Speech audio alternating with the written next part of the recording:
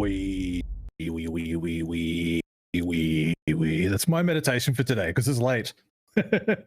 It's 9:20 in the evening. This is my midnight, and this is Let's Talk Games episode 47. To your left, we have Dan. To your right, Jamie, and I'm always in the middle. Don't know how that worked out, but it just did. But I'm fine with that. So today we're going to be discussing a lot of things, heaps of exciting things to talk about. Mortal Kombat's finally getting another movie. Finally, another damn movie. I'm so excited. I've watched that trailer 10 times. I'm so hyped for it. Next to them, we've got expectations and failure about the Nintendo Direct. Yeah, that's a fun conversation to have. And then finally, we've got Bungie informs the world of a new path that they're going to be taking, and it sounds pretty exciting. And hopefully Jamie will have all those notes, because I sure as hell don't. Do indeed. That's not my realm. Awesome. Fantastic. So, as always, we're going to start off with some little chit-chat, a bit of fluffy stuff at the top about what we've been playing. I'm going to go differently. I'm going to start with Jamie this time. I always go straight to Dan first, I think. But I'm going to go Jamie. Starting with me. I've played so much Destiny. I thought I'd played so much Destiny, and I started seeing people finish their season passes this week, which is outrageous. I am 56, I think, in the season pass now. It's got me. The grind's got me. This new battleground activity is pretty cool. It's the best season they've done in a long while. Other than that, I've restarted playing Avengers, just based on, the fact that the new content's coming. I didn't realize that the Kate Bishop thing had already come out, so it's like, oh, there is new stuff there to do. But I've grabbed it on Xbox while I got it ridiculously cheap. And yeah, I'm starting to play through that again. The story is really good. Like in those first couple of hours where it's like very Tomb Raider, like set piece moments, it's like, this is good fun. But I do know that the sloggy, grindy, beat this room of robots up is coming, which is what 90% of that video game is. I'm not excited about that. Yes. Other than that, I tried to play, I think it was Ghost of Tsushima or something, and my PlayStation was like, you need to do a bajillion updates because you've not turned me on for 3 weeks. So I was like, well, guess I'm not doing that then. And just went back to Destiny. So yeah, they're the only two video. Oh no, wait, me and you finished Gears 5. That's since the last podcast. Oh yeah, hell yeah, we did. We did. We went in and finished Gears of War 5, which was the last act is awesome. The whole game should have been as good as the last act, and not the random bullshit in between. Keen to see where they take the story. Not to spoil anything, but there's a decision at the end of that game that you can't make one way. You can make one way or the other. It's kind of like a, which path are you going to choose? And I'm pretty sure I chose what's going to be canon. The ending that Chunt you hadn't seen yet, so at least there was something new there for you too. And it was good fun. I want to play the Hivebuster stuff, but we will wait for you to get your your new fancy pants screen so you can play it in all its glory. Well, that's me. 100%. Nice. Yeah, you just had to pick the sad ending for me that morning. I wasn't prepared for that, so thanks. You're welcome.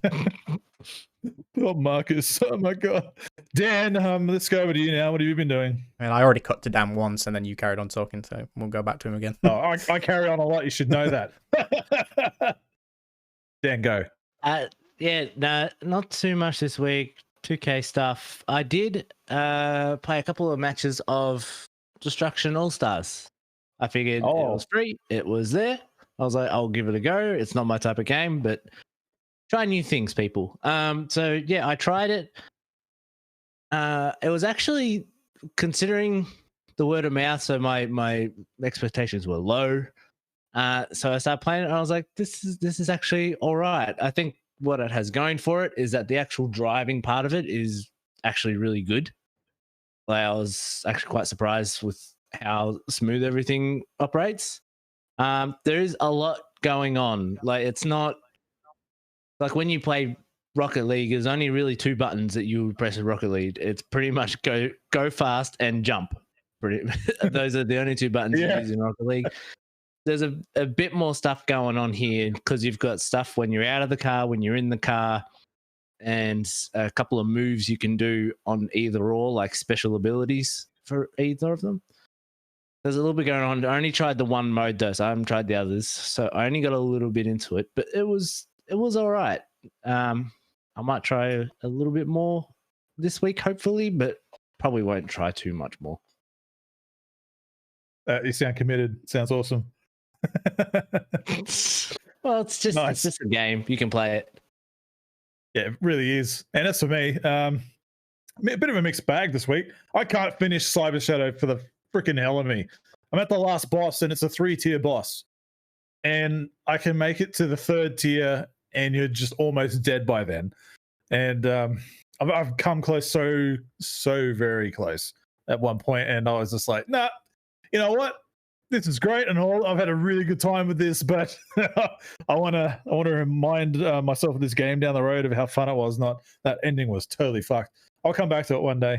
But besides that, man, I've been hooking into Mario 3D World in the last 24 hours, 48 hours. I don't know. It's spectacular. I wish I played this back in the Wii days. It's so good. Like, I understand why it's not everybody's cup of tea. Like, it's not their Mario. But I like that Mario. It reminds me of Mario 3 or Mario World on Super Nintendo, where you got these bite-sized little bits, and there's an overworld, and you can actually do stuff in the overworld, and every little stage is just its own little puzzle or its own little, adventure thing. And it just took me back to the 3DS. We're playing 3D Land on that, and I played the shit out of that game. I almost 100%ed it. So I'm really enjoying this one, and it's beautiful still. Like, it's an old ass game, like on the Wii U, and it looks great, vibrant, and I'm sure it's had some kind of touch up for the Switch. I don't know, but I'm happy with it. I did have my reservations because, you don't really hear about it too much, obviously because it's the Wii U, but whatever. And but yeah, that's about it. I haven't touched Animal Crossing still going strong on that. So, did you play Bowser's Fury? No, I went straight to the actual 3D World game. I'll do Bowser's Fury after I'm done. Is it not like an added-on chapter? No, when you get to the menu, when you boot up the game, you can go to either or Mario 3D World or Bowser's Fury straight up. So I just went into 3D World. But Cat Mario is a shit. I've said it a few times now, but Cat Mario, man, yeah, that's Mario's peak. He's peaked there. You can't get any better than that. That's what I think anyway. I think I played something else, but I can't remember, so it's probably not too important. So let's just roll into it. How dare you? Because it's that space magic game. Oh, Destiny, yeah, right. Yeah, I played 3 hours of that today. I'm ready for content. Even though we just talked about it like an hour ago. Yeah. Oh boy. Yeah, no, that was a good time. Lots of laughs and stuff. Probably do it tomorrow, depending on how things go. But video game related content is an excuse to talk about this next bit with Mortal Kombat. It's a video game that's had 2 movies, and one of them was shite, and a TV series that was shite, animated series that was shite, and now we've got a movie that hopes to reclaim the awesomeness. Wait, put some respect on the animated series. The animated series was all right. Really? Yeah, it wasn't too bad. The animated series was... Are you talking about the one from the 90s? Like the animated series from the 90s? Yeah, it was okay. It was passable for a child to watch. But I had a VHS that was like... It had the animated pilot or something. It was supposed to be in the same timeline as the movie, and I used to watch that a lot. It had all this janky-ass 3D animation and a mixture of 2D animation where they like repeat the same running animations across the screen in like a tween. It's really, really bad. I don't know if it's the same one, but that one was bad. Yeah. So anyway, this one has blood in it and stabbing people, hearts getting ripped out. It has finishes. Yeah, it actually has fatalities. That's a new thing for this movie. Anyway, so I assume you guys have watched it. Yes. Yeah. Mm-hmm. Twice. Not as many times as you. Twice. No. Yeah. I woke up this morning when you sent it in a Discord. I was like, one eye open. I was like, what the fuck? I need to see this now. So I managed it and had some coffee at my desk and getting ready for work. I put it on before I'd sign on. I'm like, fuck, this is great. And then I watched it a couple of times on the projector. But man, it's just Kano wins. You fucking beauty. That bit at the end, far out. That's so good. I can't wait to see this, man. Like, I've got some points here that I want to bring up later, but just your initial impressions on that, Dan. Like, I know you're the cinemaphile. I'll start with you on this and your appreciation, if you have any, of this trailer. I'll make sure I click the right button to go to Dan, which I've already fucked twice this morning. I think in terms of like the tone and the look that they're going for, like they nailed it. Like they really nailed it. Obviously, a lot of it is shot in the dark because it's cheaper.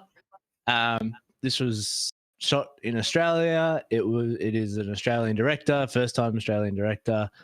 And so far he's doing all right. Still really nervous about what the hell the story is actually going to be and if it can actually pull something off. But the action at least seems like they're knocking it out of the park. So that's my overall impressions. We can talk about the nitty gritty, but yeah, for what they're going for this movie, they knocked it out of the park. Nice. Jamie, how about you? I mean, the Scorpion stuff was just like, yeah, this gives me some vibes of the it looks like a bit of a similar story to what they did in DC versus what was it, Mortal Kombat versus DC Universe. You know, like Scorpion has that arc in that where it's all about like his town getting like ransacked and stuff. It gave me vibes of that.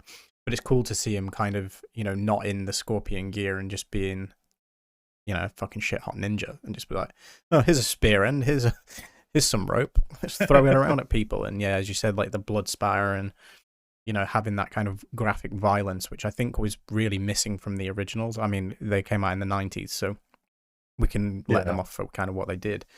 First one's still a great movie. But yeah, having the fatalities and things like that in this film is going to be pretty sick. I'm pretty keen for it. I like Mortal Kombat a lot. I'll call it now. We will enjoy this film, but it will flop harder than probably most things that Warner is putting out this year. Them's my thoughts. John, you've frozen in a really awkward position. Yeah, I could probably. Oh, really? You're good now. Cool. Sounds fun. All right. Yeah, look, I think you're right there. I think there might be a bit of risk with the general populace on how they take to this, but I'm kind of leaning towards the geeks and nerd culture owns everything now. You know, I think it's going to do well when you consider how the last 10 or 15 years worth of films and box office and blockbusters have been. It's been everything that we grew up with is now coming onto the screen. You know, like Marvel's got a lot to do with that and bringing that through. And the video game adaptations are still hit and miss, but there's still some that kind of do it okay. But this one, like Dan said, the guy, this is his first feature film. And I was surprised because I knew that going into the trailer. And I was like, holy shit. I was expecting like, all right, Jean-Claude Van Damme Street Fighter, is this what we're going to get? You know? But it's far from it. It's well above what I actually expected. So, yeah, I guess in that aspect, it's good to go in with low expectations. But man, it's, to me, I think is really Mortal Kombat X inspired as far as aesthetics go. Like when you look at Sub-Zero and Scorpion, and I think Liu Kang has a couple of mixtures of MK11 and MKX kind of costumes going on. Obviously, it's been in development for a while, this movie, but man, it's just good to see that they're actually grabbing onto the source material and they're not kind of deviating from it. Like, you guys remember that fan film that came out some years ago when it was really set in the gritty world. And, you know, it was cool, but it's like, it's not Mortal Kombat, right? But this one is kind of doing both. And man, I love it. But I'm worried about the CGI. Oh, really? I'm very worried about the CGI. It looks trash. And that can take you out of films. What makes you say that? The Fire Dragon stuff with Liu Kang and his five fists looked trash. Like, really, really bad. Oh. The Sub-Zero stuff looked quite good. Like, don't get me wrong, and Kano's fucking I-beam thing, it looked rubbish as well. It's like when you start to pick up on things like that, I think it can take you out of movies. It's like if you can't do it or you haven't got the budget to do it properly, just don't do it. Do you know what I mean? Like you can get by with kind of practical effects for a lot of stuff, but yeah, that's the only thing that is concerning me from a viewer's point. I know I'm going to enjoy it because I enjoy the Mortal Kombat franchise, but yeah, there was a couple of pieces there I was like, oof, that's a bit dubious. Yeah. Well, what threw me off with that Kano shot, the I-beam, is I think that clip is mirrored because in all the promo material and Kano as a character, his right eye is the one, but on that shot in the trailer, he's shooting out of his left eye, you know, across, you know, this way is whatever it looks like. I don't know, whatever. Doesn't matter. The eye that's meant to have it on screen doesn't have it happening. It initially looked like it came out of his forehead as well and not his eye. That was really weird. I had to watch it twice. I was like, did that just come out of his head? I was like, what? Yeah. It's a confusing shot. But case in whatever. point, that's what I mean by like it. There's little bits like that can take you out of films, and you know, I can't think of what the last terrible culprit was. Like most of the Marvel stuff's been pretty convincing. DC stuff's been convincing. It's been a while since I've watched something and gone, ugh, budget. Probably Gotham, actually.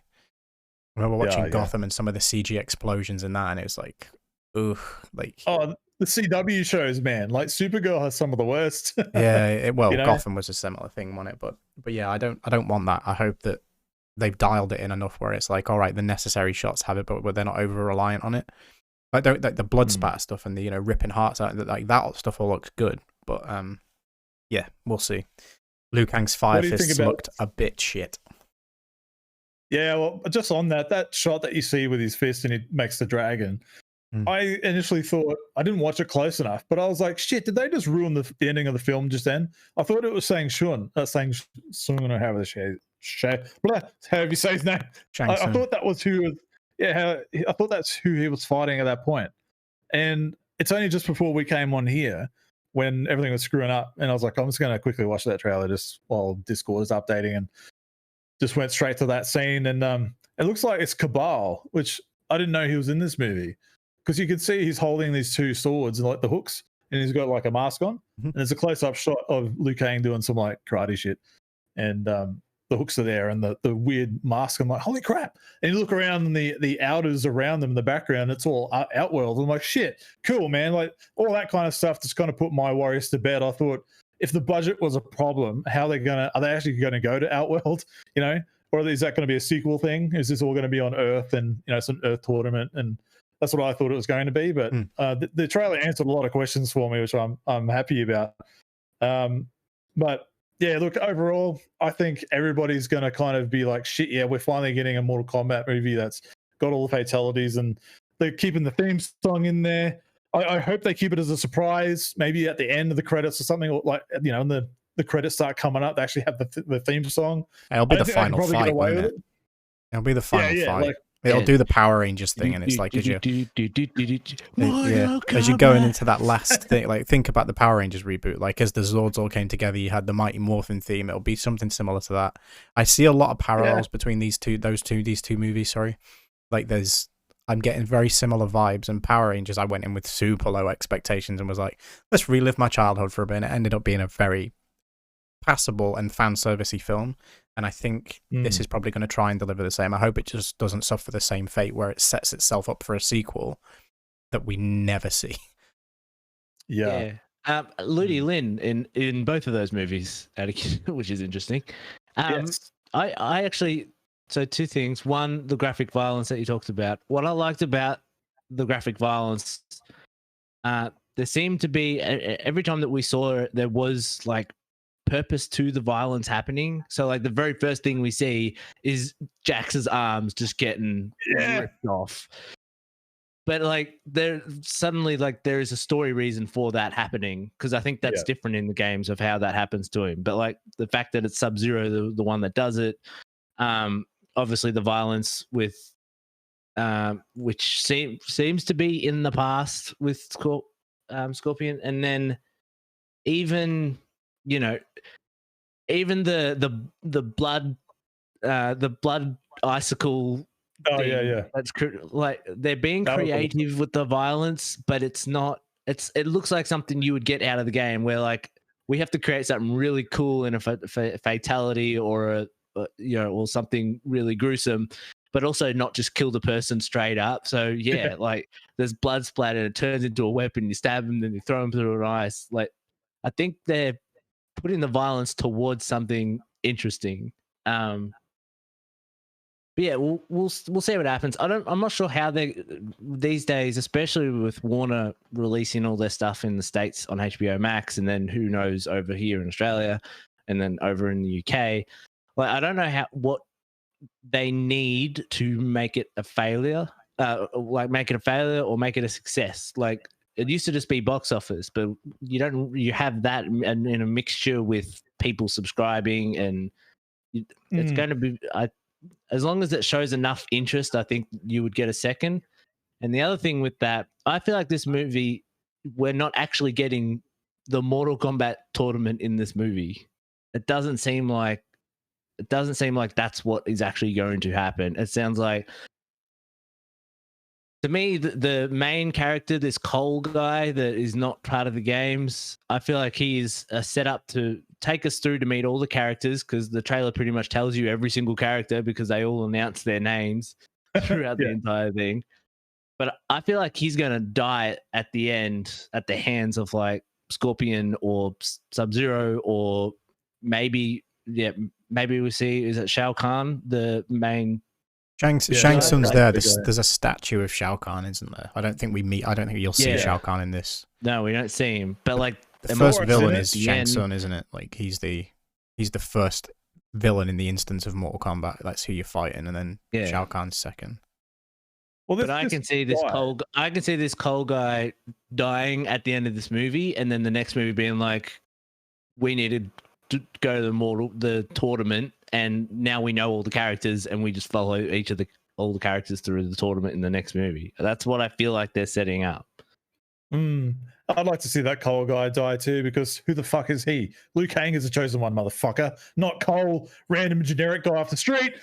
You know, god damn it! Like there's a shot with Goro jumping in, and that's the Cole dude with some armor on.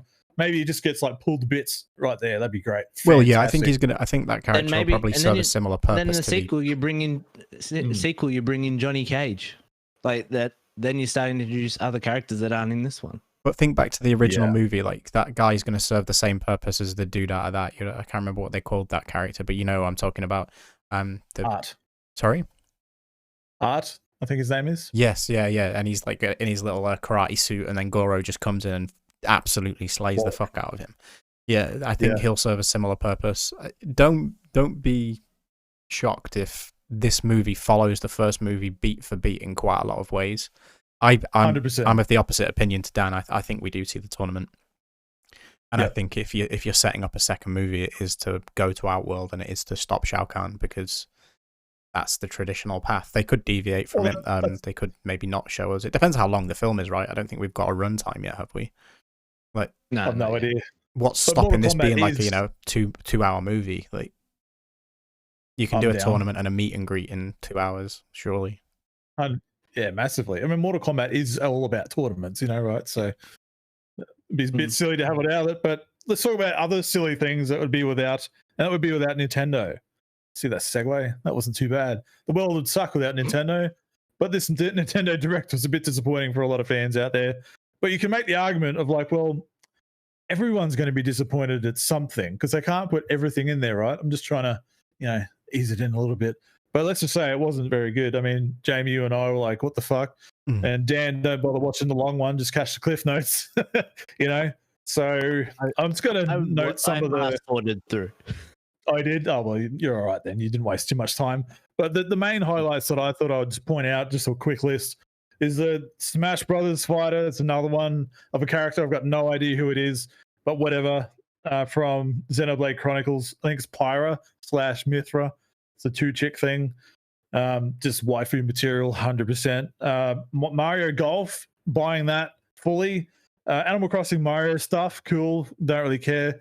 No More Heroes 3. That looks insane, and I want it. And apparently they're going to release the first 2 games on the Switch, so I'll probably just go all in on that. Ninja Gaiden, the bundle of all 3 games, but it's coming to Xbox as well, even though those games can already be played on 4K in backwards compatibility. But whatever. DC Superhero Girls, yep, that's the thing. Zelda Skyward Sword, yep, I'm going to do that. Splatoon 3, hard pass, I don't really care. Stubbs of Zombie is an odd one because that's an Xbox exclusive back in the original Xbox. Those are the key things that I thought I'd point out as to like, well, there's some good cliff notes on what really stood out. There's a lot of filler in there, like just a lot of, Japanese RPGs and anime stuff and just weird games that have been on other things already. I don't know. I wasn't too impressed with it. And Jamie, like, I guess we'll start your way because you're more invested in Nintendo than what Dan is, and you love your Switch. You've been praising what you're talking about. Yeah, you've been praising the Switch constantly lately and all that stuff. So just to start with you, your initial thoughts. I know I've just pointed those out, but besides that list, was there anything else that stood out to you that you're like, Chunt, why the fuck did you not put that on the list? What's going on? No, I think you've been generous. You've been generous in calling most of that stuff standout. Yeah. I think we all knew and we know, like based on last year, that these events, no matter who's putting them on, are going to be disappointing. As you said, they'll be disappointing for someone. Of course they will. The reason that this didn't hit home is because there are two things that I think the larger and wider Nintendo community are waiting for. Not even for release dates, but just to see, to get excited about. And it's Bayonetta 3 and the Breath of the Wild sequel. And they've both been in development for long enough that Nintendo should have something, be it a 30-second sizzle, be it 2 minutes of game, or whatever it is. There has to be something you can show people to keep them satiated. Yes, Splatoon 3 was a cool drop at the end, but that was announced years ago. I remember the dude being on a stage at E3, like, with his fucking weird lab coat and Splatoon guns and being like, we're starting development on Splatoon 3. Like, that didn't come as a surprise to me. It's like, oh, that must be nearly ready then, and it's still not available till next year. The Mario Golf thing, yeah, is cool. Most of Mario's sports titles are fun. Like, I love Mario Tennis Aces. Like, that's good. It's a decent game. I know people wanted the Mario Strikers game to return because the GameCube one was sick. Golf, yeah, it was kind of, I think before the event even started, people were like, oh, there's a new Mario Golf. It was a bit of a leak. But yeah, like, there's just a few things that needed to be there. Even in a case of where, so Bayonetta, you show off, I don't know, 90 seconds of gameplay or in-engine trailer or something and just go, look, thank you for your patience. We'll give you an update later. Like, we're working hard on getting this game finished. People are respectable enough to know that we've just gone through a year like no other. Like, expect delays. Like, as soon as AJ Anuma appeared on the screen, I was like, here we go. Like, you know, everybody would have had the same reaction. Like, that excitement meter just skyrocketed. It's like, right, we're going into the Zelda stuff now. Let's do this. And he's like, maybe you think, you know, you're looking at my face, so here's an update on Breath of the Wild 2, but sorry, not today. And everybody goes, yeah, that deflates you. It's like, oh, surely you've got concept art. Surely you've got like a work in progress of a dungeon that you can show us, like, just to keep people engaged. And instead he goes, but have a look at this. And, you know, the long rumored Skyward Sword remaster. And let's touch on that one for a minute, because it's the only 3D Zelda game that I've never finished. The reason I didn't finish it is because the motion controls were a pain in the arse. They were passable in Twilight Princess, and you could play Twilight Princess without motion controls, which I did. I played the non-motion control version because I hate them. It's like, oh, so how do we answer doing this? It's like, well, you can use your Wii remotes. I don't want to sit on the couch waving my fucking arms around to play a video game. I just don't want to do it. So it's like, right, oh, and what about people with a Switch Lite? Well, we've implemented this new control scheme where you have to flick the joystick, like, in the direction you want to swing your sword. It's like, all right, neat trick, but why not? And if I can figure this out, and Dan, I know you've got a little bit more experience in how games are developed, but if I can figure this out, why can't Nintendo? This is the way that Dolphin Emulator did it, and it works. In Skyward Sword, why can you not map your the sword mechanic to be a button press that uses, so that axis, yeah, if you're swinging your sword up, down, left, right, I'm pretty sure it is only 4 axis of motion. I don't think it went as far as the full 6 or 8. Like, it was 4, I'm fairly certain. Why can't you map a randomizer that when you push the X button, which is a sword swing in every other Zelda game, or the A button or whatever it is, why can you not map it that it randomizes one of those 4 swings in any direction and just swings Link's fucking sword? Why? That is a simple piece of programming. Like, it's nonsensical. Anyway, I will still grab it. I'll still play it. Like, it is the one that I've never finished, and I do want to finish it. You're and the it's problem. being remastered.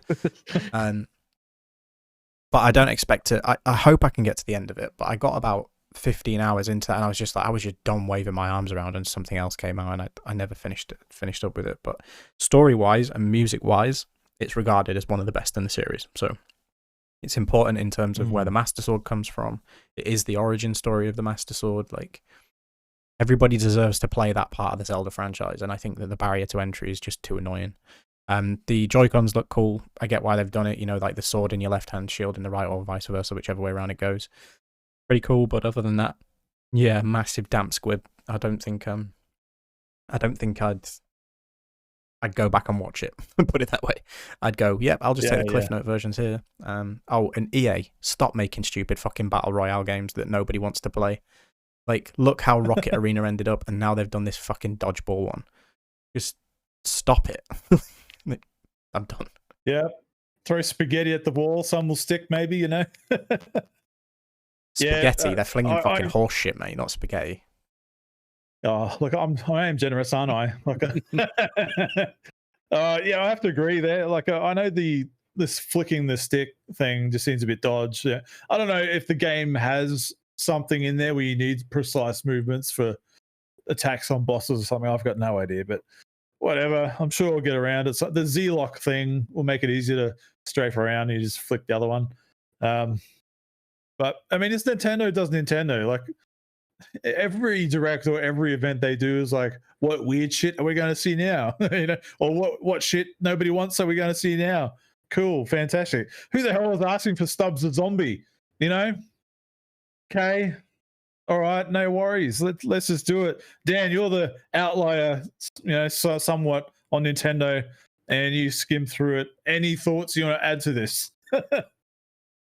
Well, I want to point out, with when Skyward Sword came out, I think that was the moment I realized I can't trust a lot of reviewers for Zelda games anymore, because what happened that year, like Skyward Sword got like tens and like all across the board, like it was absolutely beloved, and then 2 to 3 years later, it's like the ugly stepchild of all Zelda games. Like, nobody wants to talk about it. They'll talk about all the other Zelda games, but they just cast it off to the side. And I'm like, yeah, this is why I can't trust reviewers about Zelda games anymore.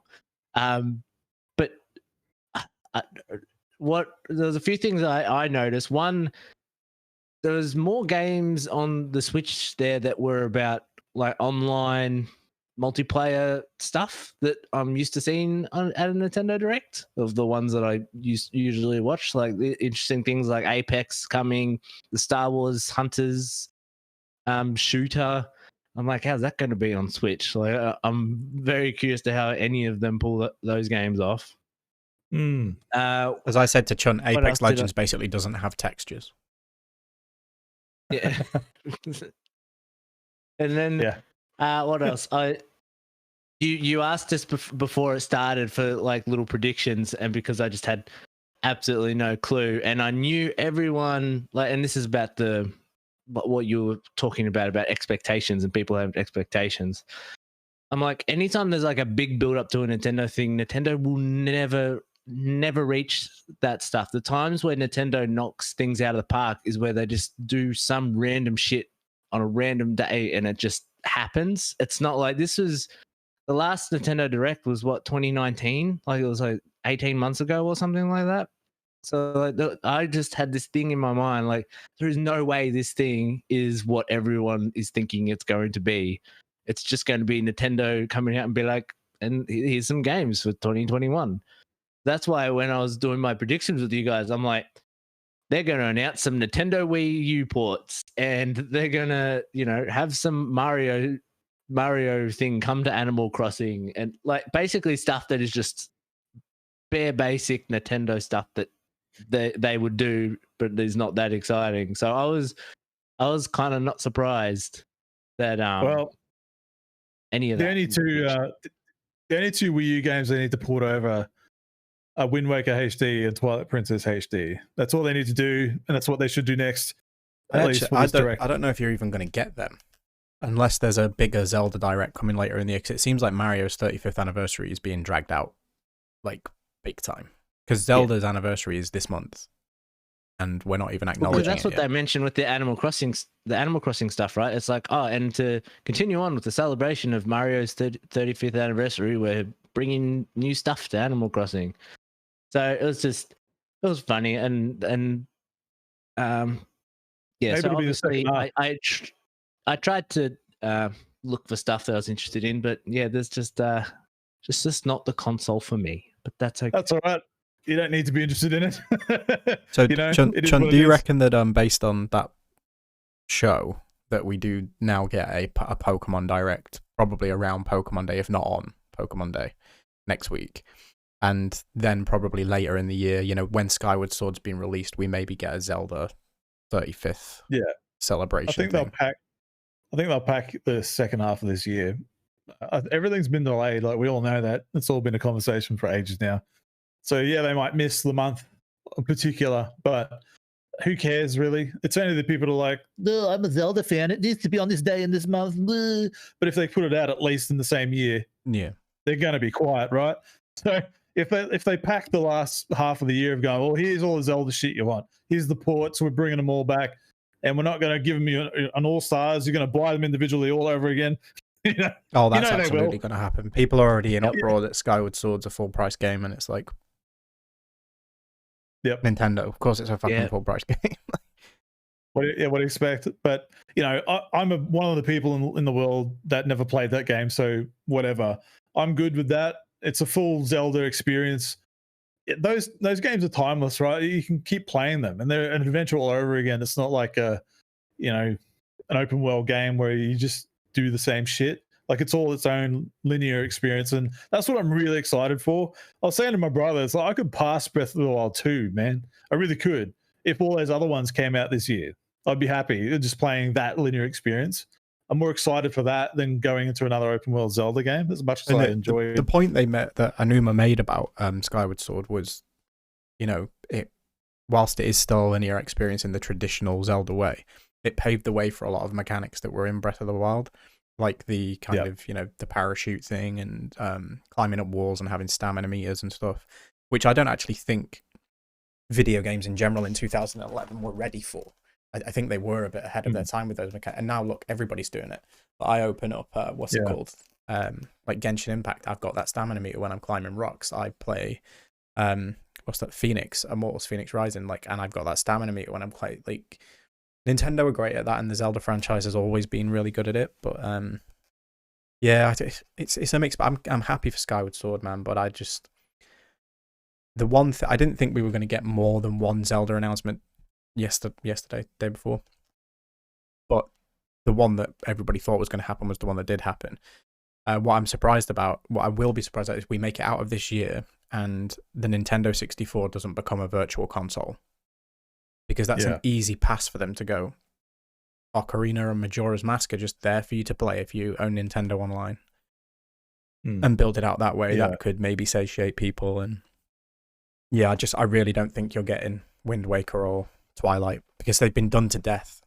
They've been on 3 consoles, for fuck's sake. Like, you know, easy money. Nintendo like reselling their games, everybody, all the time. But I think the other point that the disappointment was, they also like doing the thing.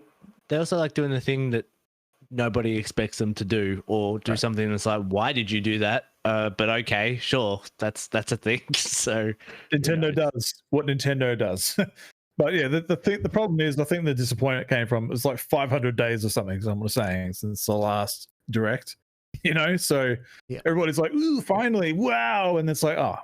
And everybody saw the runtime. Everybody saw like 50 minutes and were like, oh, we're in for some stuff here. And it's like, there's a lot of games that people have been waiting for a long time. And to not really see any of it, I think it's, and I think I was saying to you when we were watching it, Chunt, Nintendo have usually been very good, especially in the last year since all the pandemics started happening. If they're showing something or they're going to make an announcement, they telegraph it and go, hey, don't get too excited. Like, this is just kind of an update on a few things we're working on. Like when they did the Nindies thing, it was like, don't get too stoked about this because there's, you know, it's just a couple of indie titles at work. With this one, they remained silent. And they were like, everybody's like, oh my God, it's 50 minutes. And they didn't come out and go, and pure expectations, like, you're not going to see this, you're not going to see that. It's just kind of where we're at. If they'd have done that, I think people would have reacted to this in a positive light, because if you do that and go, don't get your hopes up for seeing Bayonetta, Breath of the Wild, our big tentpole games, because, you know, the last year has happened and we're catching up. Everybody would have come out of that presentation and gone, that was all right. It's because they let that expectation kind of, and the internet's to blame because it catches like wildfire and it's like, you can't stop it, you can't contain it. Everybody's super hyped for nothing. And then you sit there and you're disappointed. Like, the only thing I'm disappointed about is that Aonuma came on his little backdrop on his screen with a little smirk on his face, and I was like, fucking yes, here we go. Oh. And then it was just deflating. Everything else was fine. It was passable, but yeah, I got cooked by AG Onuma. Oh, that's all right. I mean, you got Nintendo with some of the most valuable IP in the world, and they still managed to disappoint. But there's another studio and another game that's never disappointed. Oh, no, we're moving. This is Destiny talk. Then you're gonna screw up my segue. Oh, do we have time, Jamie, for Dan's little input here? Yeah, go on.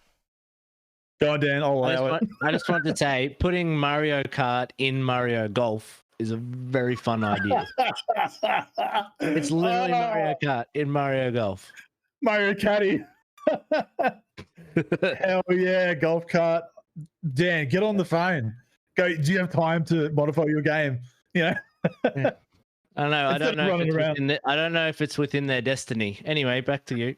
Oh, Dan, I like how you pass that on. Oh, Jamie, we're going to start talking about Destiny on Bungie and what they're doing and what their new path is. What are you doing? They're getting bigger, aren't they? That's the thing. They're just growing. They're growing their destiny. No, they were. So Bungie put out their press release yesterday, highlighting that the studio size.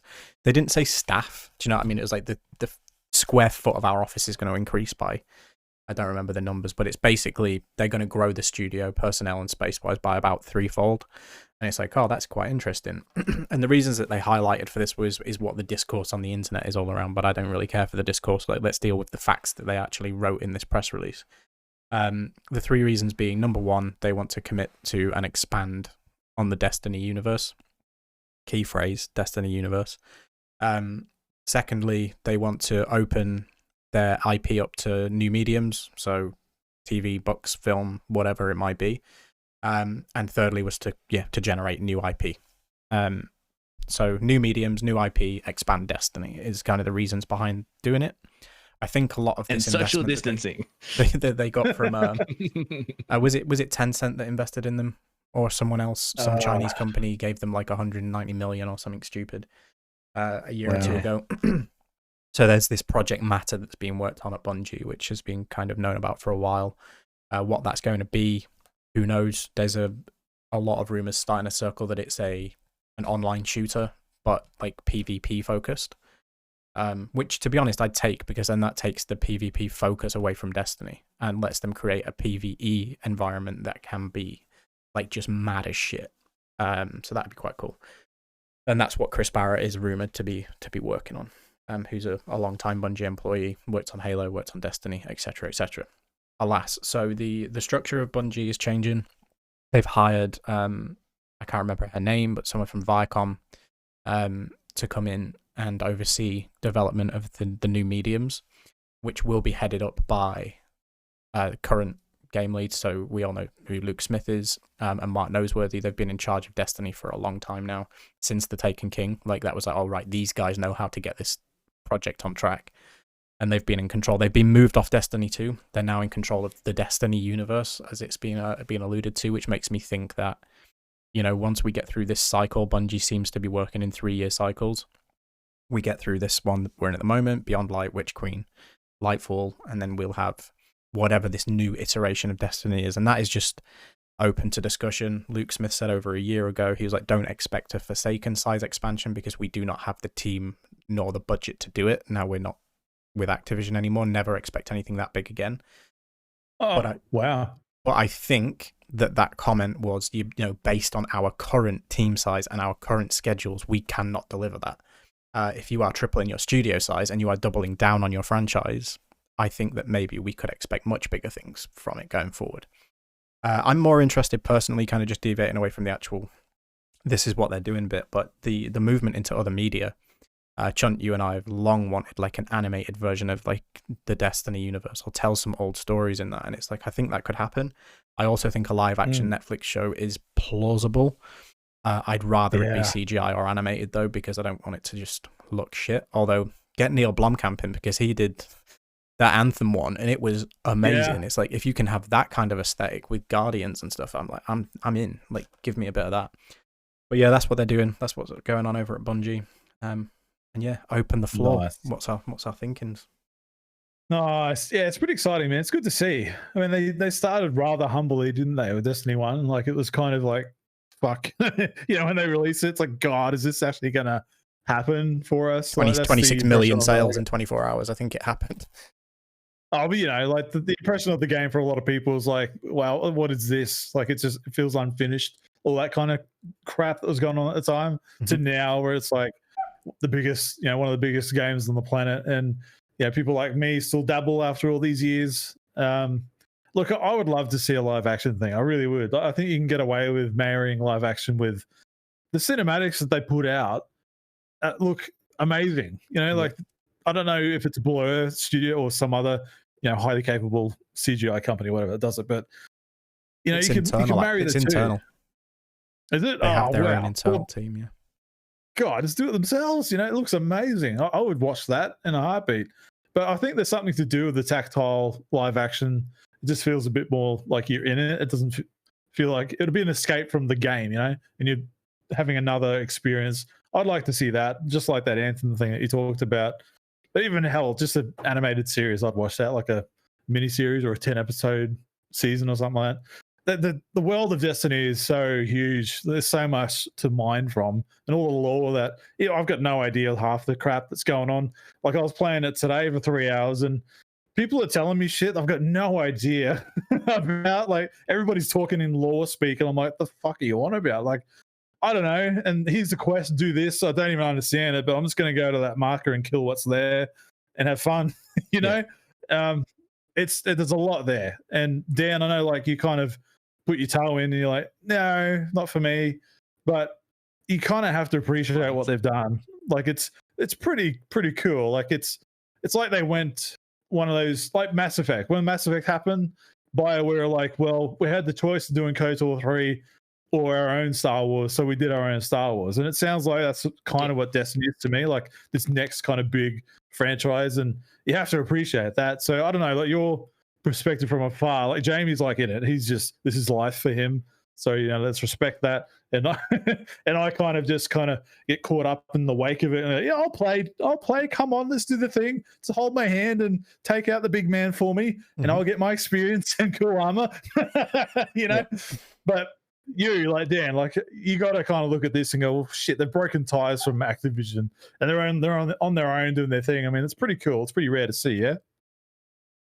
Yeah, well, I love what they've done, and that's a perfect example of the fact that what you said with BioWare, like, they were making Star Wars games and went, let's make our own franchise. In this case, they made one awesome franchise in Halo, and then went, let's do it again, but let's expand and do much different things rather than focus on one character, focusing on an entire universe, as Jamie put it, universe. And I think that's part of their plan going forward. Like, let's just keep expanding, trying new things. I think a Netflix animated show is absolutely on the cards. I'm just looking at it now. Skylanders, Castlevania, Carmen Sandiego have all had animated series on Netflix. You've got Angry Birds, Cuphead, Dota are all getting an animated series this year. On top of that, they announced Cyberpunk is getting one as well on Netflix. So I think there is a high chance an animated Destiny story would. Also, it's while animation's not always cheap, it's probably a lot cheaper than trying to put together a live action Netflix show. Netflix, while they spend money, they're very smart in where they spend their money. Like, it's, Witcher is a big fantasy production, but it's like a lot of it is practical, and a lot of it, it's not the most expensive show to make. And you get that with a lot of their stuff. Like Black Mirror does some really creative things with technology, even in the episodes that they've taken over since season 3, but they're not hugely expensive. The biggest expense they have is just getting the talent involved to come to Netflix, stuff like that. Which Destiny have pre-built. Books and they have that, the relationship with their voice actors, and they're good voice actors. So it's like, can you lend it to the animation? That's not going to be an issue for production of something like that. Yeah, so like CG something or animation, I think live action is a very big ask, because then you're essentially in Halo territory, and Halo has had a really hard time getting off the ground. So I'm excited. And speaking of Witcher, I played a little bit of Witcher 3, couldn't get through it. I don't really have access. I mean, I've got a PC, but I don't really have access to go play Witcher 1 and Witcher 2. But I was so excited to watch the Witcher TV series when it was coming. Like, I was really excited to watch that thing, because I was like, I don't really have a connection to the games or the books for that matter at that point. So I was like, I'll just watch the series. This will be fun. And I feel like Destiny might do the same thing for me. I love the Castlevania series. I've never played a Castlevania game, but I've watched that Castlevania series, and it's fucking amazing. So, So, I would love. It's a world that I love.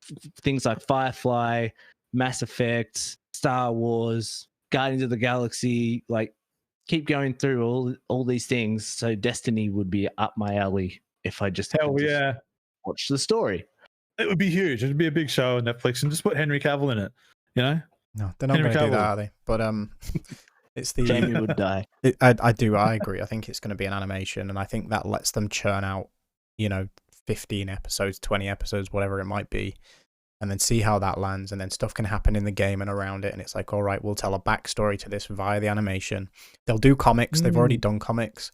There's a comic explaining kind of, I think they did one for Osiris when he first came around, and then they did one at Warmind, which was around Anna Bray and where she'd been, and it's like they've dabbled in this stuff already. The only thing they've not taken on is kind of that big production, and I think they will use it, the animated series, should it be that, to tell stories before the games. I think they'll go, right, let's go back to the collapse and see where all of these characters you interact with every day in the game, how they came to be together and how they came to, expand it. Like I said, they've got, I can't remember her name now, who played Jessica in Suits. She was in Firefly. No idea. Can't remember her name. Jessica in Suits. Oh, Torres. Gina Torres. Gina Torres. Gina Torres is Ikora. Like Lance Reddick is Zavala. It's like, these are huge characters, and it's like those voice actors have been in it since the start. So if an animation comes up, let's see how Ikora trained to be, the Warlock Vanguard that we know. And it's like, shit, yeah. And it's Gina Torres' voice. You know who it is. You don't have that disassociation. I hope they can get Nathan Fillion back to be Cade. And just, have him have a little arc in some kind of animated show. I mean, the reason he left the project was apparently because he wanted to go do other stuff, and there was conflict with Destiny. Don't buy that. I think he turned around and went, hey, I've been a part of this for 6 years now. You need to give me a chunk more money. And Bungie went, nah.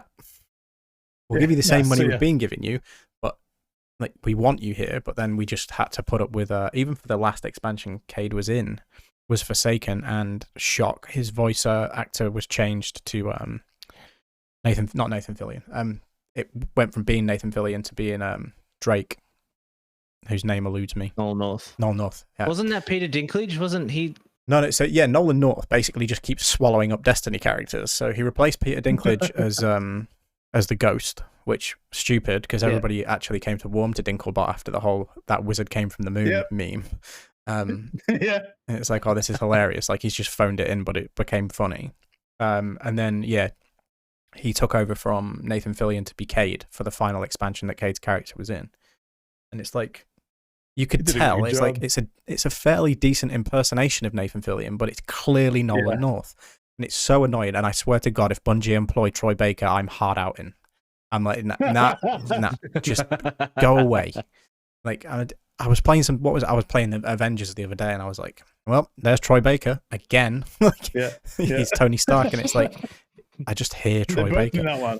And don't get me wrong, I'm not hating on him. He's a good voice actor. I'm just sick of hearing the same 3 voices in video games. Like, there's so many. And do you know what? Even I love Ashley Birch, but it's getting that way with her a little bit now as well. It's like, she's in everything. Like, she's brilliant, but she doesn't need to be in everything. Let's give some other people a try.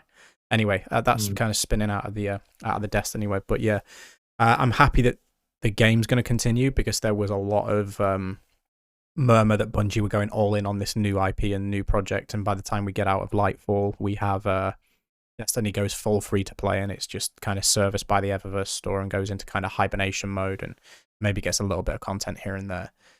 which obviously I don't want. It's a game that I frequently go back to throughout the year and have played for the best part of a decade. So I'm pleased that they're still going to double down and give us expansions. Hopefully they leave the seasonal model alone a little bit, and if they've got more money and more team, they do go in big expansions, and it's like, let's just have more of it. It's good for me.